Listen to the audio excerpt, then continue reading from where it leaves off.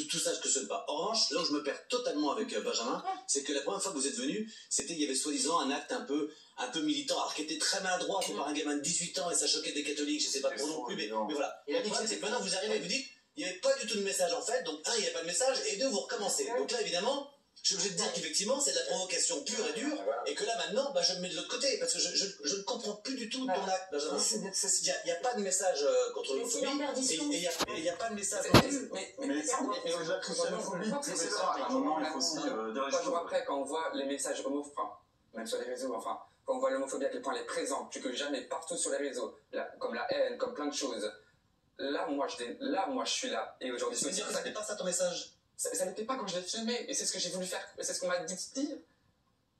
Quand je l'ai filmé, quand je l'ai posté. C'est ça. À cette époque-là, alors j'avais vécu des trucs, mais j'aurais jamais communiqué comme ça, c'est hyper brouillon. J'ai déjà fait des vidéos où je disais, je ne cautionne pas les blagues racistes, je ne cautionne pas les blagues sur les religions. J'aurais jamais communiqué comme ça. Pour combattre une cause qui est la mienne, qui est l'homophobie que j'ai vécue toute ma vie, je serais jamais dans une église pour en parler comme ça. C'est brouillon, et ça fait 18 ans, et ça fait irrespectueux. Pour communiquer, pour combattre une cause, je l'aurais pas fait comme ça. Mais maintenant, aujourd'hui, je l'ai fait avec mes mots, avec ça. Mais pas comme ça. Pourquoi vous l'avez fait comme ça? Il a fait ça pour s'amuser, en gros, ça j'ai fait pour m'amuser. La deuxième fois, la bêtise alors? Pourquoi la vidéo d'excuse? C'est par ironie. C'est vraiment par ironie. J'ai fait le lendemain de la vidéo. Mais est-ce que tu comprends que les gens sont blessés ou même pas? Parce qu'on t'entend jamais là-dessus. Moi, je suis obligé de dire, et je le crois, je le pense, mais je suis obligé de prendre le pas, de dire, il faut pas te menacer de mort, etc. Et d'essayer un minimum de mettre à ta place en me disant, c'est un gamin, même si c'est censé être un adulte, visiblement là-haut tout fonctionne pas correctement, donc sois un petit peu indulgent. Mais toi, j'ai l'impression que jamais, à un seul moment, tu te mets à la place d'un croyant qui en fait ne peut rien faire et de l'autre côté de son écran n'a jamais fait de message homophobe, rien du tout. Et en fait, on lui crache à la gueule qu'il ne peut rien faire. Tu peux même pas répondre. Tu peux blesser les gens. Je l'avais déjà dit à la dernière fois, je peux le comprendre. Alors pourquoi tu t'es excusé ironiquement? Pourquoi t'as pas fait juste des vraies excuses en disant j'ai fait une connerie, je suis désolé. C'est bien l'ironie parfois. Alors moi ce que je dis un truc, je trouve ça un peu... c'est exactement ce que vous avez dit juste avant.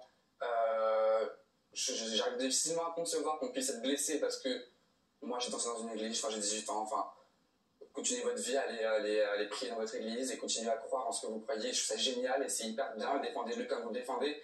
J'étais dans mon église, j'ai fait de la merde, franchement, ça fragilise pas votre foi. Vous devez pas affecter votre vie comme ça. Le problème, c'est ça fragilise ma foi. Le problème, c'est que, mais en fait, c'est toujours la même chose. C'est comme si j'allais sur la tombe d'un de vos proches, que je dansais dessus, je faisais du twerk, et que quand vous me disiez que ça vous plaît, je dirais, ça fragilise pas votre deuil.